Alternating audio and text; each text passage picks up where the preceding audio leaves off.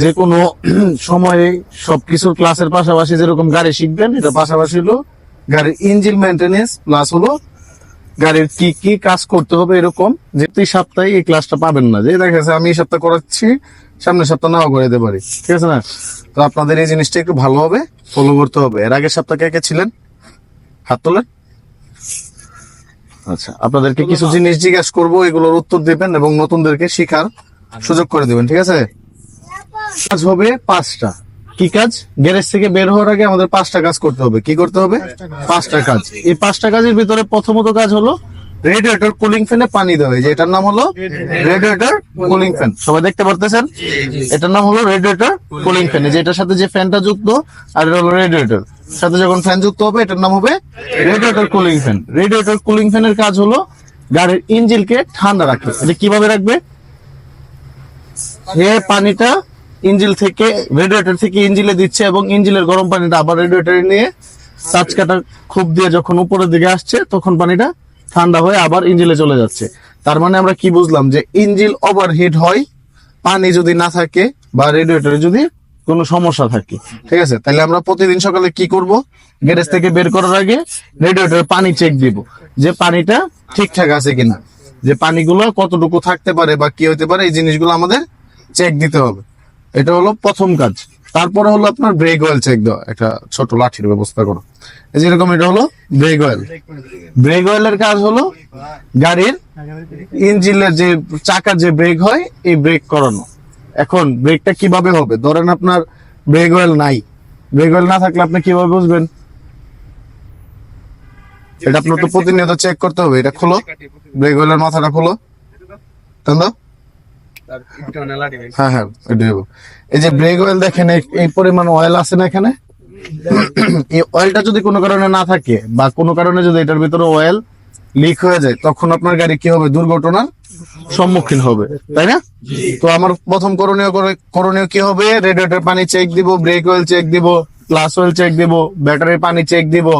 এই জিনিসগুলো চেক দিলে হইলো কি, আমি দুর্ঘটনা থেকে বাঁচতে পারবো। এখন দুর্ঘটনা কিরকম হইতে পারে? ধরেন আপনার চাকা গিয়ে ব্রেক অয়েলটা হঠাৎ করে শেষ হয়ে গেছে, আপনার গাড়ির গতিসীমা 80, আপনি স্পিডে 80-তে যাইতেছেন, এই টাইম হঠাৎ করে গাড়ির ব্রেক হচ্ছে না, তখন কি করবেন? এটা আপনার দুর্ঘটনা না? তো আপনার প্রথমতই এটার থেকে সতর্ক হইতে হবে। কিভাবে সতর্ক হবেন? ব্রেক অয়েলটা চেক করবেন। প্রতিদিন যদি আপনি ব্রেক অয়েলটা চেক করেন, আপনার তো সময় বেশি যাচ্ছে না। আপনি প্রতিদিন সকালে গাড়ি গ্যারেজ থেকে বের করার আগে 5 মিনিট সময় দেন। 5 মিনিট সময় দিয়ে আপনার কি করতে হবে? ব্রেক অয়েল চেক দিতে হবে, রেডিয়েটর পানি চেক দিতে হবে, ব্যাটারি পানিগুলো চেক দিতে হবে। এগুলো চেক দিলে আপনি একটু দুর্ঘটনা থেকে এড়াই থাকতে পারবেন। ধরেন এখন আমি ব্রেক অয়েলটা দেখলাম, ব্রেক অয়েল কতটুকু আছে, এই যে এখানে দেখেন লেখা আছে লো, ম্যাক্স, হাই, ঠিক আছে? লো, হাই, ম্যাক্স। মানে লোতে থাকলে হলো আপনার ব্রেকটা কম আছে, হাইতে থাকলে হলো পারফেক্ট আছে, ম্যাক্সে থাকলে বেশি আছে, ঠিক আছে? তখন ব্রেক অয়েলটা দেখলেন। এরপরে আছে হলো এই জায়গায় থাকবে হলো প্লাস অয়েল বক্স। এটা হলো অটো গিয়ারের গাড়ি, যার কারণে এটাতে প্লাস অয়েল বক্স নাই। আবার যদি এটা ম্যানুয়াল হয়, সেম এরকম একটা বক্স এই জায়গায় থাকবে, তার মানে ওইটা হবে ক্লাস অয়েল বক্স। ওই ক্লাস অয়েল বক্সও সেম লো, হাই, মিডিয়াম বা এরকম লেখা থাকবে। এই দুইটা হলো অয়েল।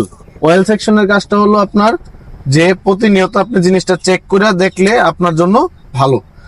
তারপরে আসি যে গাড়ি এখন হঠাৎ আমার রাস্তায় দাঁড়ায় গেছে, প্রথম আমার করণীয় কি হবে? ধরেন এখন আপনার গাড়িটা হঠাৎ রাস্তায় দাঁড়িয়ে গেছে, কিরকম? ড্যাশবোর্ডে কোনো লাইট নাই বা গাড়িটা কোনোভাবে চলতেছে না, ফিউজ চেক করবেন নাকি? ফিউজ বক্স চেক করতে হবে। ফিউজ বক্স চেক করার আগে আমরা কি চেক করব? ব্যাটারির পানি না, ব্যাটারির লাইনগুলো ঠিক আছে কিনা। এটা কিভাবে বুঝবেন? দেখবেন অনেক সময় কার্বন জমে, ব্যাটারিতে কার্বন জমে না?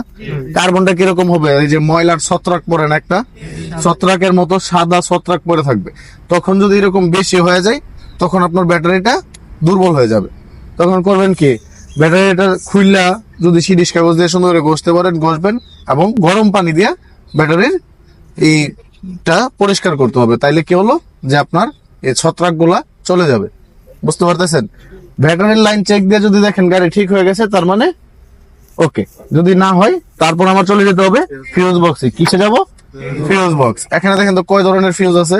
3 ধরনের। হ্যাঁ, এখানে 3 ধরনের, এখানে ভিন্ন ধরনের ফিউজ আছে, ভিন্ন ধরনের ফিউজ, ভিন্ন ধরনের কাজ। এখন ছোট ছোট যে ফিউজ গুলা, এই ফিউজ গুলার কাজ মনে করেন একটা হরেনের থাকতে পারে, একটা লাইটের থাকতে পারে, একটা চোখের ইয়ার থাকতে পারে, গাড়ির অন্যান্য ছোট ছোট ইলেকট্রিক ফাংশনের কাজ থাকতে পারে। আবার যেরকম বড় গুলা, এটা একটা ধরেন ফ্যানের লাইন, রেডিয়েটর ফ্যানের লাইন থাকতে পারে, ডাইনামার লাইন থাকতে পারে, এক একটার কাজ করবে।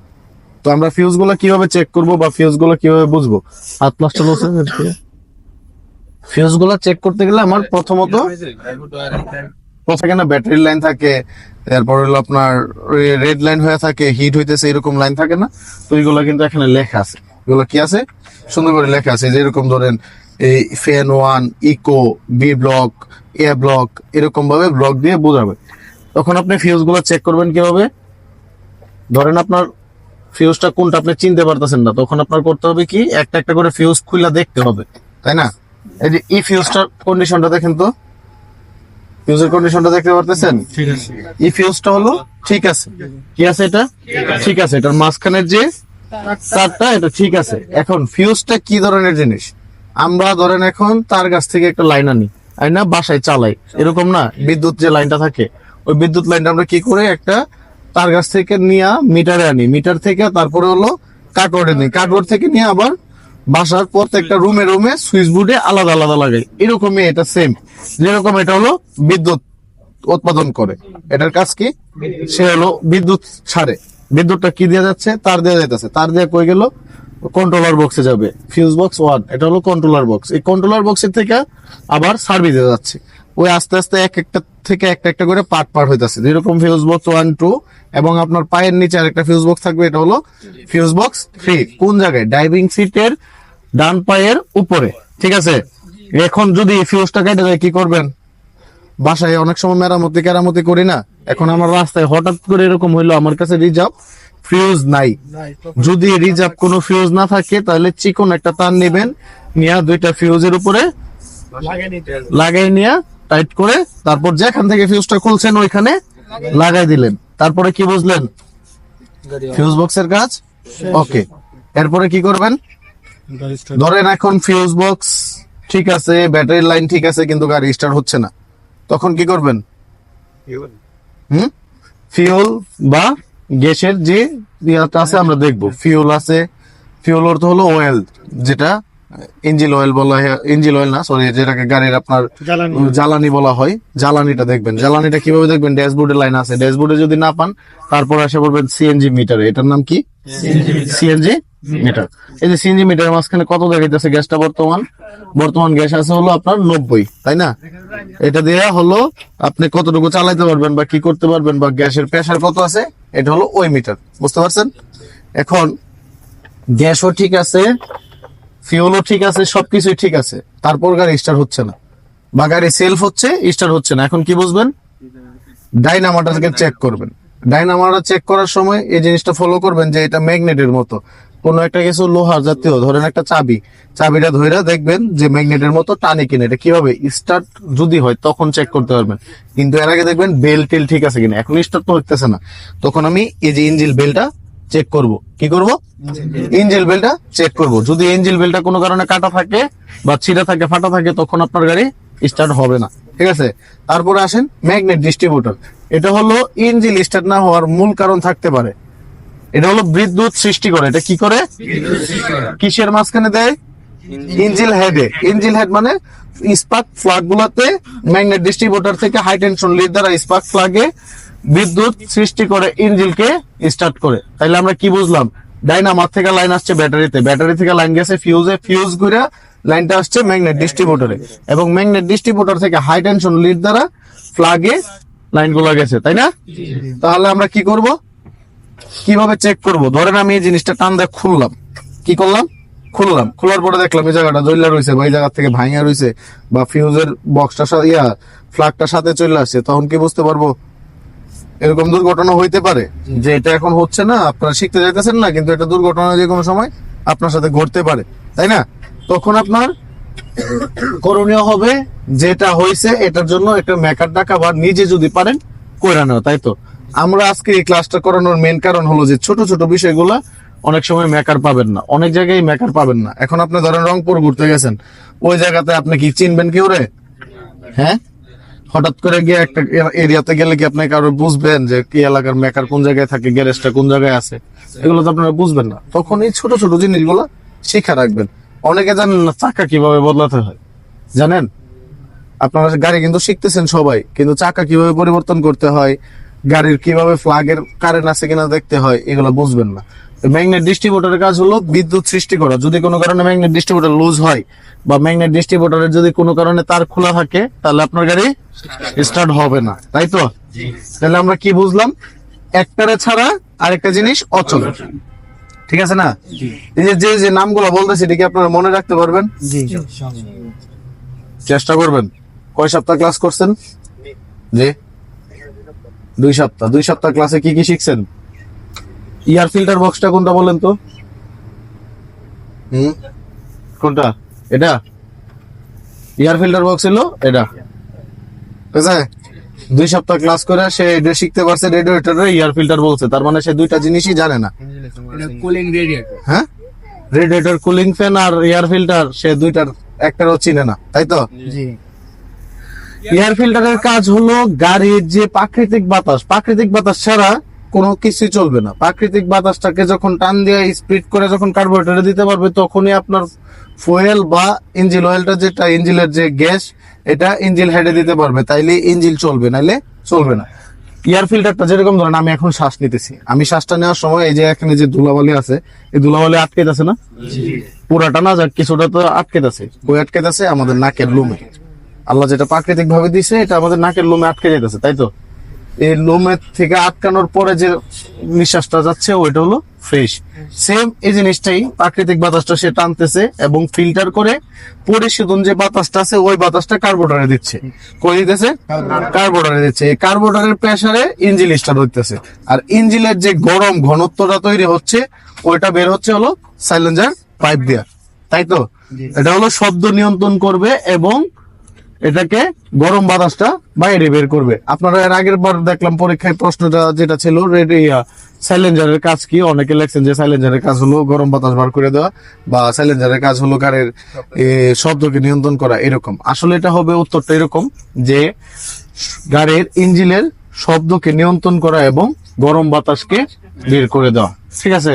আপনারা অনেকে প্রশ্নে আরো অনেক কিছু লেখছেন, এগুলো এখন বললে মনে করেন সবার অবস্থায় খারাপ, যে 41টা প্রশ্ন থেকে 31টা পারছেন। ফার্স্ট হয়েছে একজনই 31টা পারছে, আর বাকি সবাই 20-এর নিচে বা 20-এর একটু উপরে, এরকম। চেষ্টা করবেন যে ক্লাসটি আছে, গাড়ি চালানো আজকে আমার কাছে শিখতে পারেন বা না পারেন, যদি কোনো কারণে কারো গাড়ি থেকে উঠেন, কিছুদিনের ভিতরে গাড়ি চালানো শিখে ঠান্ডা লাগবে। এটার নাম হলো ব্যাটারি। এটার নাম কি? ব্যাটারি। গাড়ি কত ভোল্টের ব্যাটারি দ্বারা চলে? 12 ভোল্টের ব্যাটারি দ্বারা। আমি তো বলবো, আপনারা আমরা শিখাইবেন না? কি বলেন? আমি বলবো, আপনাদেরকে শিখাইতে হবে। এটা হলো radiator cooling fan, air filter box. এটা হলো এয়ার ফিল্টার বক্স। যদি ফিল্টারটা শুধুমাত্র হাতে নেই, তখন হয়ে যাবে এয়ার ফিল্টার, কিন্তু যখন বক্সটাকে ধরবো, এটা হবে এয়ার ফিল্টার বক্স। কার্বোরেটর, এটা কি? কার্বোরেটর। এটা এই কেবল গুলা কি? এই কেবল গুলোর নাম হলো হাই টেনশন লিড। কেবল গুলোর নাম কি? High tension lead. এটার নাম ম্যাগনেট ডিস্ট্রিবিউটর। এবং এটার ভিতরে যে ইঞ্জিন হেডের সাথে যুক্ত থাকে, ওটাকে বলা হয় ফ্লাগ। একটা ইঞ্জিনে 4টা ফ্লাগ থাকে। অনেকে লেখছেন ওই দিন ইঞ্জিন ফ্লাগ কয়টা, মোবিল ফ্লাগ কয়টা, এরকম ফ্লাগের মাঝখানে 4টা ফ্লাগই থাকবে, 4টার বেশি ফ্লাগ থাকবে না, ঠিক আছে? তারপর গাড়ির যে ইঞ্জিন অয়েল, যেটাকে আমরা মোবিল বলি, কি বলি? লুব অয়েল বা মোবিল। এটা কিভাবে চেক দিবেন? এটার নাম কি? এটার নাম কি? অয়েল স্টিক, ঠিক আছে? ইঞ্জিন অয়েল স্টিক বা মোবিল গ্যাস, যেটাকে বলে বাংলা ভাষায় যেটাকে গ্যাস বলা হয়। কি বলা হয়? গ্যাস বলা হয়। এই যে দেখেন, গ্যাসের মাঝখানে 2 ধরনের দাগ আছে, একটা হলো এল, একটা হলো এফ। এল এ কি বুঝি আমরা? লো। এফ এ কি বুঝি? ফুল। ফুল থাকলে আপনার ইঞ্জিন ওকে, লো থাকলে আপনার ইঞ্জিন সমস্যা। এখন লো হলে কিভাবে বুঝবেন? আপনারা যেরকম আমাদের ট্রেনিং গাড়িগুলো কিরকম থাকে, আমরা কিন্তু অ্যাক্সিলারেটর একসাথে মিল করতে পারি না, সবাই একরকম চালায়। গাড়ি চালানোর ক্ষেত্রে প্রথমত যদি এক হাতে গাড়ি চলে, দেখবেন অনেক সময় বলে না যে এক হাতে চলছে জিনিসটা, এটা ভালো থাকে। তা আমরা এখানে হইলো 50 জন 60 জন, এক একজন এক এক ভাবে চালাই। একজনের যদি মন চায় অ্যাক্সেলেটর ফুল পাড়া দেয়, আরেকজনের মন চাইলে ব্রেকে পাড়াই পাড়াই গাড়ি চালায়, এরকম হয় না? তাই তো হয়। তো ইঞ্জিন অয়েলটা যখন কমে যাবে তখন বুঝতে পারবেন যে এটা ইঞ্জিন ওভারহিট, তারপর মোবিল লিক করা, এসব কারণে ইঞ্জিন অয়েল কমে যাবে।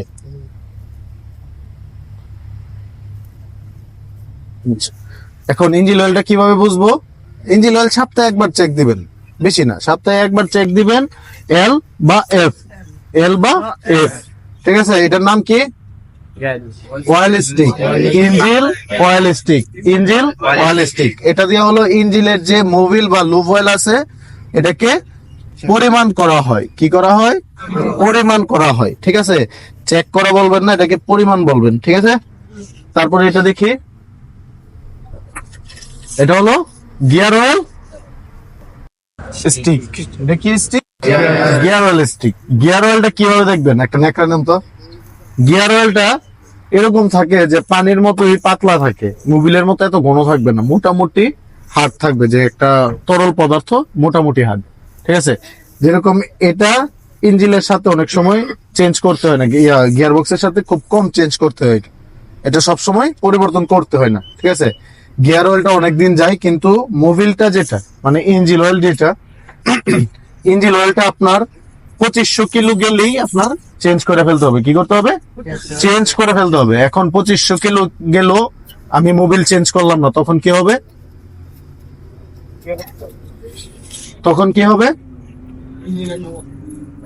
এখন একটা সোজা সিস্টেম দেখেন, সবাই হাতের আঙ্গুলরা হাতে তালায় লাগান, একটু ঘর্ষণ করেন, সেকেন্ডের ভিতরে জিনিসটা গরম হয়ে গেছে না?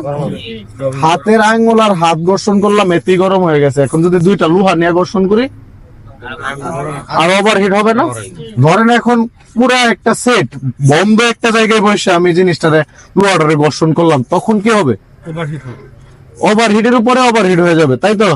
তার মানে এটা কি হলো? এই যে রিং গুলা থাকে ইঞ্জিন যে বক্সটা, বক্সের ভিতরে যে পিস্টন গুলা ঘুরে, তো ওটা হলো একদম শ্বাস কাটা একটা ছোট্ট একটা জায়গার ভিতরে ঘুরে, তাই না?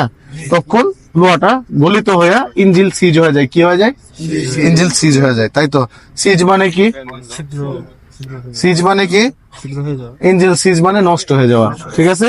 সিজ মানে নষ্ট, যেটাকে সিজ বলা হয়, একবারে বাতিলের কাতারে দিয়ে দেওয়া হয়। তখন আপনার ইঞ্জিন মোবিল যখন না থাকবে, তখন হইলো ওভার ফ্লো করাতে ইঞ্জিন সিজ হয়ে যাবে। কথা বুঝতেছেন? পরে সপ্তাহ ধরলে পারবেন, কথা বুঝে বলবেন। না পারলে আমি দরকার পড়লে দ্বিতীয়বার আবার ক্লাস করাবো, যে যেটা বুঝতেছেন না সাথে সাথে কোশ্চেন করবেন যে ভাই আমি এটা বুঝতে পারিনি। এখানে যদি ফ্রি না হইতে পারেন, ভবিষ্যৎ আপনাদেরই সমস্যা। রাস্তায় দাঁড়ায় ফোন দিয়ে যখন বলবেন নিলে ভাই আমার গাড়িতে এরকম সমস্যা হয়েছে, তখন আমি তো আর বলবো না যে ভাই গাড়িতে কি সমস্যা হয়েছে, আমি তো না দেখে বলতে পারবো না। এরকম উত্তর তো দিব, তাই তো? এরকম উত্তর পাওয়ার আগে কি করেন? নিজেকে শিখার করেন, ব্যবস্থা করেন, দেখেন আর কি কি সমস্যা থাকতে পারে। আমি বাকি ক্লাস আরো পরে করাবো দরকার পড়লে, আগে আপনাদের সমস্যা বলেন। সাইলেন্স। এই বিষয়টা আমাকে ক্লিয়ার, মানে ভুলে গেছি, অনেকে কথা বলছে তো। এটার নাম হলো ম্যাগনেট ডিস্ট্রিবিউটর।